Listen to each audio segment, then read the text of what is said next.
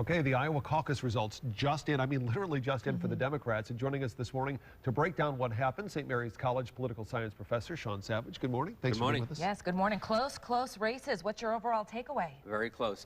Of course, we still don't know for certain yet what the results of the Democratic caucus will be. Although I think a couple of polls that came out, some people think that Hillary Clinton will very narrowly win the Iowa caucus, but that remains to be seen. I mean, one of the important differences between the Democratic caucus and the Republican caucus in Iowa, the Democratic caucus is more complex, it's slower, it's more about open debate, and so usually tends to favor a candidate like Hillary Clinton who has more experience with dealing with the caucus, and so do her supporters.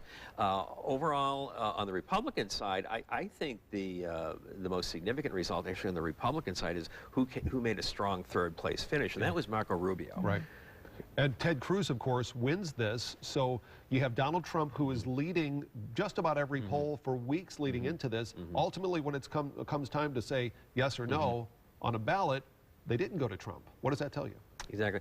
I think that this is a very important lesson for the Trump campaign, is that just because he's doing well in the polls, and just because a person may actually say to a pollster, I'm for Trump, there's no guarantee that person will actually show up in his or her state's caucus or primary and vote for Trump.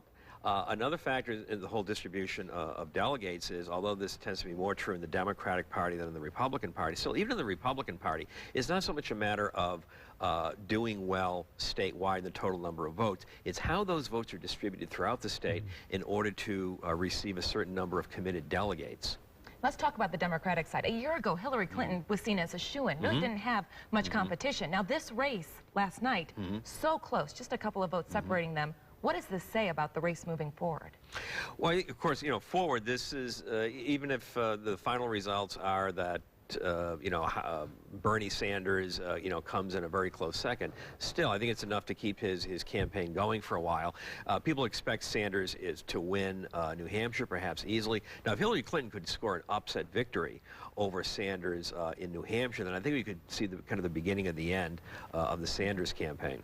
All right, and of course the Republicans are facing a very clouded question as well. You have now three main front runners. Sean Savage, thanks very much for being with us today. We appreciate your insight. Thank you. All right, let's check in with Carrie.